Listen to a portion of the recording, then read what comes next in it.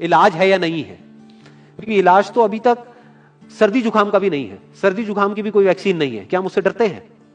नहीं डरते हैं। क्यों? क्योंकि ज्यादा लोग नहीं मरते हैं। तो सबसे पहले डेथ रेट कैलकुलेट करते हैं कि एग्जैक्टली कितना है। कितने टेस्ट हुए? 40 लाख टेस्ट हुए, उसमें से 2 लाख लोगों को हुआ, तो नियर अबाउट एवरेज कितनी आई? 5% की।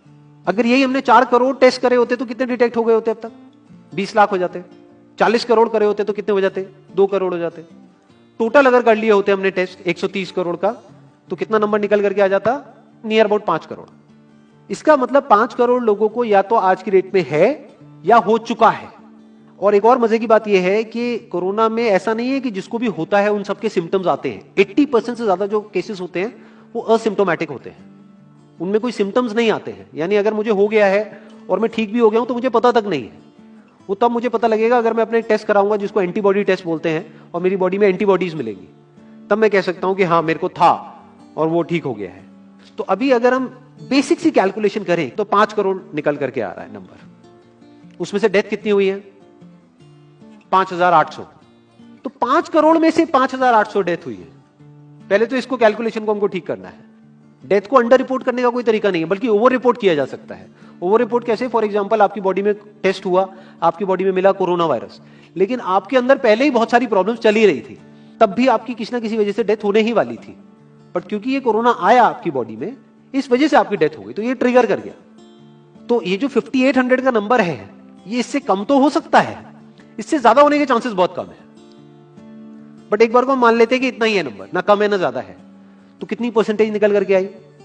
5 करोड़ में से अगर 5800 डेथ्स हुई हैं तो क्या परसेंटेज निकल करके आई? Near about 0.01%। ये उससे बहुत कम है जितनी डेथ्स हमारे यहां पे होती हैं रोड एक्सीडेंट की वजह से। हर साल की अगर हम एक कैलकुलेशन देखें तो 1.5 लाख से ज्यादा डेथ हो जाती है इंडिया में रोड एक्सीडेंट्स की वजह से। हर 4 मिनट में एक डेथ होती है रोड एक्सीडेंट की वजह से। और अगर अभी आप देखोगे सड़कों पे एक बहुत ही फनी चीज नजर आ रही है। 2 व्हीलर पे जा रहे हैं, मास्क सबने लगाए हुए हैं, कभी भी नोट करना इस चीज को। हेलमेट नहीं पहने हुए, हेलमेट बहुत कम लोगों ने पहने हुए हैं। इससे हमको क्या समझ आ रहा है? क्या ये समझदारी है, बेवकूफी है? क्योंकि हेलमेट ना लगाने की वजह से उनके मरने के चांसेस उससे बहुत ज्यादा है, कई गुना ज्यादा है जितना कि कोरोना से मरने के उनके चांसेस है। तो ये डर है जो चारों तरफ फैल रहा है, और मीडिया डर को और बढ़ाता चला जा रहा है। और क्योंकि सही इंफॉर्मेशन किसी के भी पास में नहीं है, या सही कैलकुलेशन किसी के पास में नहीं है, ये जो अभी हम कर रहे हैं इसको मैथमेटिकल मॉडलिंग बोलते हैं। यानी एक डेटा को देख करके एक मॉडलिंग करी जाए और फिर समझा जाए कि एक्चुअल में जो सही डेटा है वो क्या है। ये नहीं कि लिमिटेड डेटा के बेस पे हम कोई भी कंक्लूजन ड्रॉ कर लें और उसके बेस पे डरते रहें। तो अगर इसका डेथ रेट 0.01% है तो हम सब इतना डर क्यों रहे हैं? क्या कुछ और है जिससे हमको डरना चाहिए, जिससे हम नहीं डर रहे हैं, जिसके बारे में कोई बात नहीं कर रहा है, जो इससे लाख गुना ज्यादा भयानक है? मतलब कोरोना से लाख गुना ज्यादा खतरनाक कुछ है जिससे हम नहीं डर रहे हैं और इससे हम डर रहे हैं। वो क्या है जिससे हमको डरना चाहिए? अनएम्प्लॉयमेंट। अभी पीछे कुछ आर्टिकल्स आए थे न्यूज़पेपर में जहां पे एक फिगर आई थी निकल करके, I am not too sure ये फिगर कितनी सही है कितनी नहीं है, जहां पे आया था कि 13 करोड़ लोग अनएम्प्लॉयड हो गए। इस फिगर से हमको डरना चाहिए। 13 करोड़ लोग अनएम्प्लॉयड होने का मतलब हम समझते हैं कि इसका मतलब क्या है? इसका मतलब ये, अगर इकोनॉमी पॉइंट ऑफ व्यू से देखोगे, कि ये जो 13 करोड़ लोग हैं ये अपने जो खर्चे हैं वो बहुत ही लिमिट में कर देंगे। जिस बंदे की नौकरी चली गई है, क्या वो जाकर के मार्केट में नए कपड़े खरीदेगा? क्या अपने बच्चों के लिए खिलौने खरीदेगा? ट्रैवल एंड टूरिज्म तो भूल ही जाओ। ऐसी और हजारों इंडस्ट्रीज हैं जिनकी धज्जियां उड़ जाएंगी क्योंकि डिमांड कम हो जाएगी ओवरऑल इकोनॉमी के लेवल पे। जब डिमांड कम होगी तो क्या करना पड़ेगा इन ब्रांड्स को, इन कंपनीज को क्या करना पड़ेगा, इन मैन्युफैक्चरर्स को क्या करना पड़ेगा? अपनी सप्लाई को कम करना पड़ेगा। जितनी उन्होंने सप्लाई कम करी, अनएम्प्लॉयमेंट और बढ़ गया। कि आज जो नंबर 13 करोड़ है वो बढ़ करके कितना हो गया? 20 करोड़। यानी पूरा का पूरा लूप बन जाएगा। इस लूप को बोलते हैं रिसेशन, जो ग्लोबली ऑलरेडी रिसेशन आ चुका है। और अगर यही रिसेशन और डीप होता चला जाए तो उसको बोलते हैं डिप्रेशन, जहां से एक इकोनॉमी को बाहर आने में 5 से 10 साल लगते हैं। तो इकोनॉमी का पहले ही बुरा हाल था, प्लस इस कोरोना की वजह से और बुरा हाल हो गया है, प्लस जो रहा सहा हमारा जो अपना डर है वो सिचुएशन को और खराब करता चला जा रहा है। और इस डर को हर कोई बढ़ा रहा है, कोई भी कम करने का काम नहीं कर रहा है। एक्चुअल में अगर आप मेरे स्टैंड पॉइंट से देखोगे तो डरने की कोई जरूरत ही नहीं है, क्योंकि जो डेथ रेट है वो बहुत ही कम है। तो हम डर क्यों रहे हैं? सोचो। बस इसलिए कि डेथ नहीं होनी चाहिए। अगर यही हमारा ऑब्जेक्टिव है कि डेथ नहीं होनी चाहिए, मतलब हम कहते हैं कि किसी की डेथ नहीं होनी चाहिए, तो फिर तो लॉकडाउन परमानेंट हो जाना चाहिए, सड़कों पे निकलना ही नहीं चाहिए, क्योंकि सीधा सीधा 1.5 लाख डेथ बचेंगी। 1.5 लाख लोग जो हर साल एक्सीडेंट में मरते हैं, उनको हम बचा सकते हैं ना, उनकी लाइफ बच जाएगी। परमानेंट कर दो लॉकडाउन को। कैसा है आइडिया? ये बिल्कुल ऐसा है जैसे मैंने एक आदमी की एक कहानी सुनी थी, उसके घर में एक चूहा घुस गया, तो उस चूहे को उसने पकड़ने की बड़ी कोशिश करी, लेकिन वो चूहे को नहीं पकड़ पाया। तो एंड में उसने क्या किया, घर पे आग लगा दी, अपने घर में आग लगा दी। उसके बाद भी चूहा तो बच करके निकल गया, घर चला गया, घर जल गया। यही हालत है इसकी, कोरोना की। इस डर को हमको खत्म करना पड़ेगा, तब जाकर के इस प्रॉब्लम का एक्चुअल में सॉल्यूशन निकलेगा, जो रियल प्रॉब्लम है। और रियल प्रॉब्लम कोरोना नहीं है। रियल प्रॉब्लम क्या है? हमारी जो इकोनॉमी है। रियल प्रॉब्लम क्या है? अनएम्प्लॉयमेंट।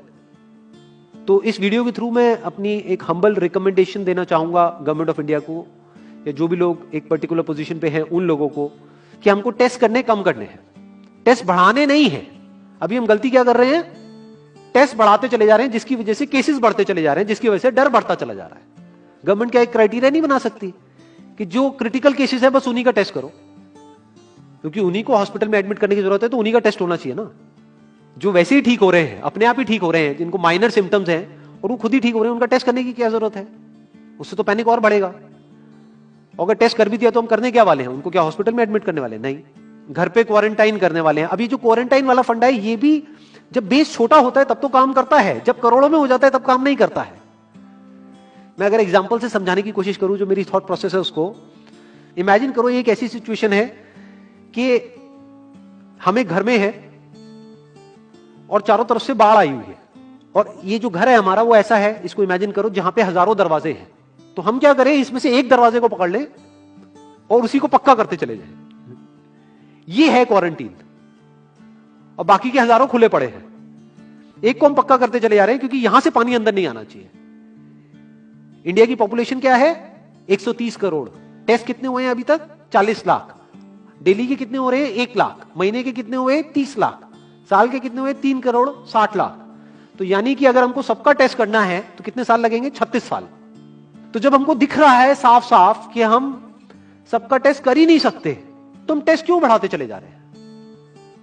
या तो सबका टेस्ट करो और सब में से सबको देख करके सबको क्वारंटाइन कर दो। ये बिल्कुल ऐसा हुआ कि वो जो घर है जिसकी मैंने अभी बात करी, या तो उसको हर तरफ से सिक्योर करो कि अगर उसके 1000 दरवाजे हैं तो एक को बंद मत करो, सारे बंद कर दो। तब आप कह सकते हो कि यहां पानी अंदर नहीं आएगा, कि हमने 130 करोड़ लोगों का टेस्ट कर लिया है, उसमें से केसेस निकल गए हैं 6 करोड़, और 6 करोड़ को हमने क्वारंटीन कर दिया है।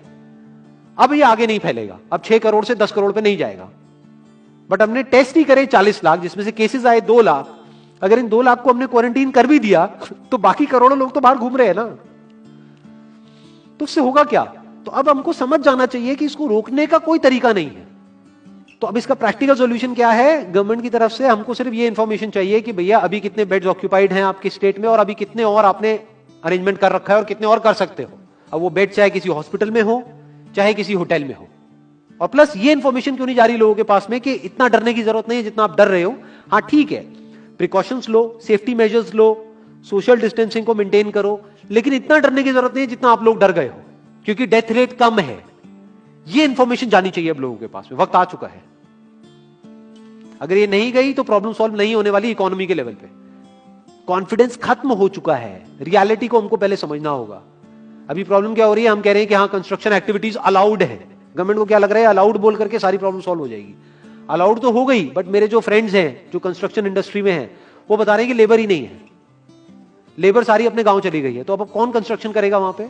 अब ये लेबर चली तो गई है, इसको वापस कैसे बुलाओगे? मीडिया में अगर रोज ये दिखेगा कि केसेस बढ़ रहे हैं, केसेस बढ़ रहे हैं, केसेस बढ़ रहे हैं, वापस आएंगे वो लोग? 1 से लाख नहीं आएंगे।